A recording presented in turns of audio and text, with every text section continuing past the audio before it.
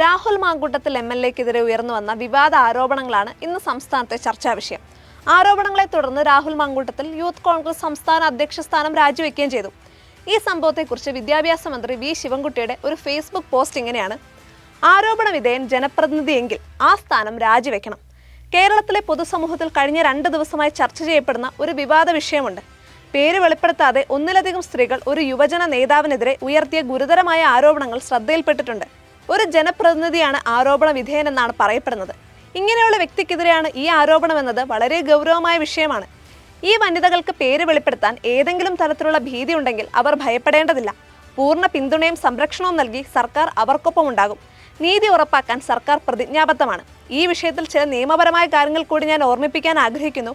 ആരോപണം ഉന്നയിക്കുന്നവർക്ക് പേര് വെളിപ്പെടുത്താൻ ബുദ്ധിമുട്ടുണ്ടെങ്കിൽ പോലും പോലീസിൽ പരാതി നൽകാൻ അവർക്ക് കഴിയും. പോലീസ് കേസ് രജിസ്റ്റർ ചെയ്യുകയും അന്വേഷണം ആരംഭിക്കുകയും ചെയ്യും. ഇരകളുടെ സ്വകാര്യത പൂർണ്ണമായും സംരക്ഷിക്കപ്പെടും. ഒരു വനിത ആരോപണ വിധേയനായ നേതാവിന്റെ പാർട്ടിയിലെ ഉന്നതരെ പേര് വിവരങ്ങൾ സഹിതം അറിയിച്ചിട്ടുണ്ട് എന്ന് വെളിപ്പെടുത്തിയിട്ടുണ്ട്. അങ്ങനെയെങ്കിൽ ആ നേതാക്കൾക്ക് നിയമപരമായ ചില ഉത്തരവാദിത്തങ്ങളുണ്ട്.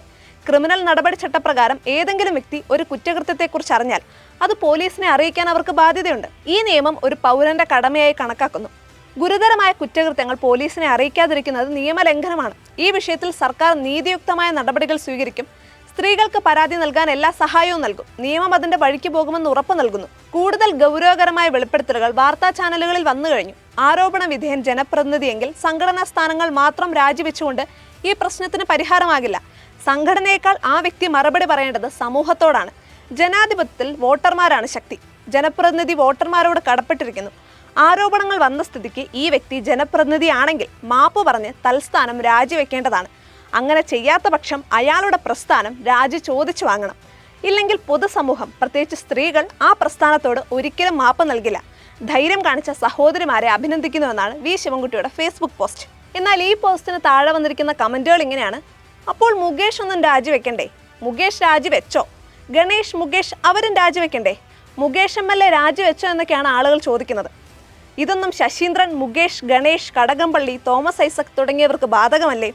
ഒന്നിനെ വിമർശിച്ച് മറ്റൊന്നിനെ മിണ്ടാതിരിക്കുക നീതിയല്ല, രാഷ്ട്രീയം മാത്രമാണ്. സ്വന്തം പാർട്ടിയിൽ ആരോപണങ്ങൾ ഉയർന്നപ്പോൾ മിണ്ടാതിരുന്നവർ ഇന്ന് എതിരാളിയെ കാണുമ്പോൾ മാത്രം ധാർമ്മിക ബോധം ഉണരുന്നത് രാഷ്ട്രീയ നാടകമല്ലാതെ മറ്റൊന്നുമല്ല.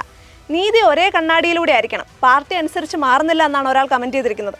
നടപടി എടുത്തേ പറ്റൂ. പിന്നെ മുകേഷ് ഏട്ടൻ ഇപ്പോഴും MLA തന്നെയല്ലേ? ശശീന്ദ്രനേട്ടനോ? അയാൾ മന്ത്രിയാണല്ലോ. അതെല്ലാം പോട്ടെ, നമ്മുടെ ശശിയേട്ടനോ? അല്ല, SFIക്ക് ഒരു നേതാവ് ഉണ്ടായിരുന്നല്ലോ, അയാൾ ഇപ്പോൾ എവിടെയാണോ ആവോ എന്നൊക്കെയാണ് ആളുകൾ ചോദിക്കുന്നത്.